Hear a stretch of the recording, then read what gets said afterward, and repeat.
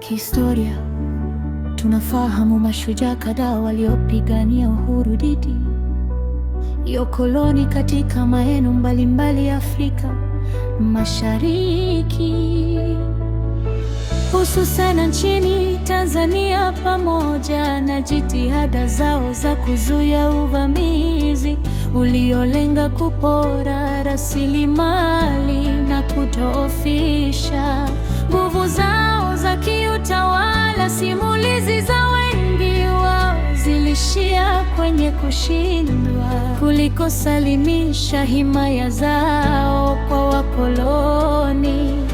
Wengi wa mashujaa walikuwa wagaume na mbinu zao za mapambano zilikaribiana kwa kiasi kikubwa. Hata hivyo, alikuwepo shujaa maarufu aliyejulikana kama Lerti Kidanka, mwanamke wa kabila la Wanyaturu aliyeliongoza kabila lake katika mapambano dhidi ya utawala wa Kijerumani. Mwaka 1931, inakadiriwa kuwa amezaliwa mnamo mwaka City katika kijiji cha Unyang'ombe, Sekotori Lilulio, mkoani Singida. Aliolewa na Landu Mtinangi Njoka, ukoo wa Lundi. Inadaiwa wazazi wake walikuwa waganga wa tiba asilia. Baba yake Kidanka Jilu Msasu, chifu wa eneo hilo, na mama yake Sitra Mugini, wao walimrithisha binti yao uwezo huo wa jadi.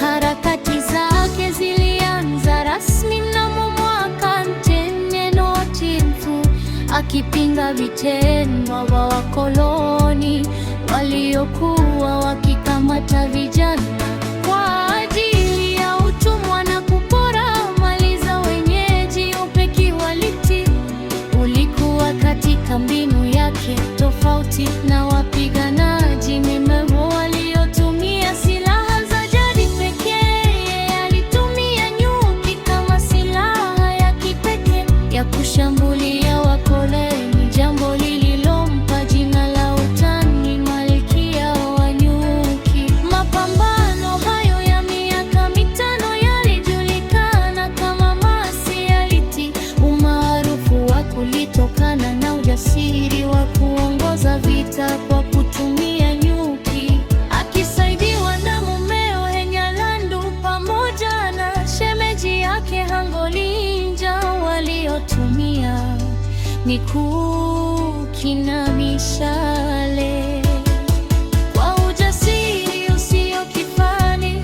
Liti mwenyewe aliongoza mapigano akitamri kwa washirika wake kuhusu mashambulizi na kusibisha vita. Kihistoria, aliweza kushinda mashambulizi mawili ya kwanza dhidi ya Wajerumani.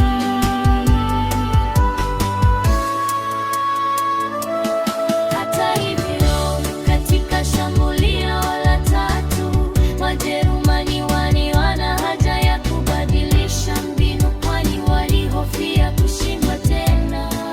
Walitumia vibaraka, hatua iliyohitimisha zama za mwanamke huyo shujaa. Mnamo mwaka 1900, Wajerumani walimshawishi kibaraka aitwaye Igwe Yunga, aliyekuwa na uhusiano wa kimapenzi na Siendinda, wifi yake Biti. Walimshawishi siye kutoa siri ya nguvu za Liti ambazo zilihusiana na dawa za jadi alizorithi kutoka kwa wazazi wake. Igwe alipewa jukumu la kuharibu dawa hizo kwa ahadi za malipo.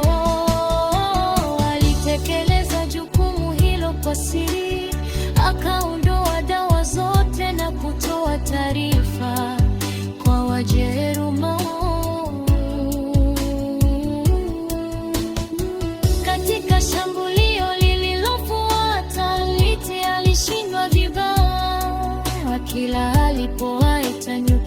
wake hawakumtii. Baada ya majaribio kadhaa yaliyoshindikana, alikamatwa akiwa nyumbani kwake kijijini Matumbo, kitongoji cha Mikuyu, akiwa na mumewe.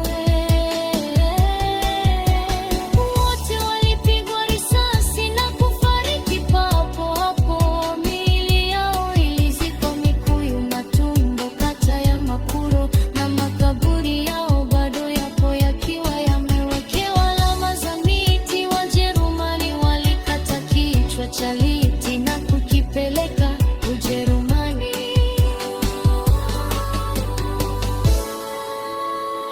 Liti aliacha watoto 4, wavulana 2, Sangida na Kikankala wasichana 2, Nyamugeni na 6 wasichana walitekwa na kupelekwa Dar es Salaam baada ya wazazi wao kuuawa. Baadaye ilifahamika mmoja aliishi Zanzibar na mwingine Tabata. Dar es Salaam Kigamka. Mmoja wa wavulana alinusurika baada ya kuruka uzio wakati wa shambulio, ingawa alipigwa risasi ubavuni alipona kwa tiba asilia na aliendelea na shughuli za uganga hadi alipofariki duniani mnamo mwaka 2022. Kwa heshima ya kumbukumbu ya mwanamke huyu shujaa asiyesimuliwa sana katika historia, uwanja wa michezo wa Singida ulibatizwa jina la Liti Stadium.